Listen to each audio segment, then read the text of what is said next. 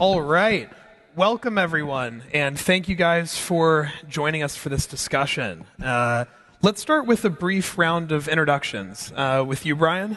Sure, yeah. Thanks, everybody, for being here. I'm Brian Morgenstern, Head of Public Policy for Riot Platforms.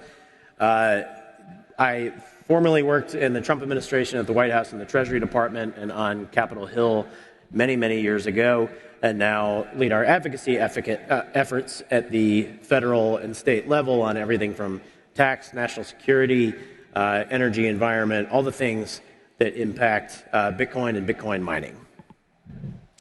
My name is Dr. Marwan Al-Zaroni. I'm CEO of AI for Dubai Economy and Tourism. I'm also the CEO of Dubai Blockchain Center.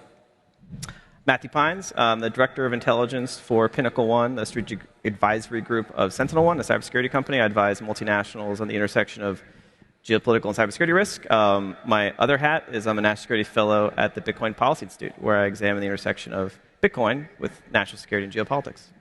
And I'm David Zell. I'm the co-founder and co-executive director of the Bitcoin Policy Institute. So, talking about nation-state game theory, I think the reason we're even on a panel with such a title is that in the past few months, there's been a lot more conversation about this notion of Bitcoin as a strategic asset. It's something that we at the think tank have been talking about for a few years now. Obviously, with the sort of rumors that are whirling around the conference with former presidents and high-ranking senators talking about, the potential for the adoption of a strategic Bitcoin reserve, but also more broadly, just talking about Bitcoin as a strategic asset for the United States. I think it's important that we first establish what we mean by that. So I want to ask each of you in turn, why is Bitcoin a strategic asset? For a nation state, what is the utility of the network? So let's start with you, Brian, and go down. Sure. So the U.S. government owns a lot of assets. It owns a lot of land. It owns a lot of gold bullion.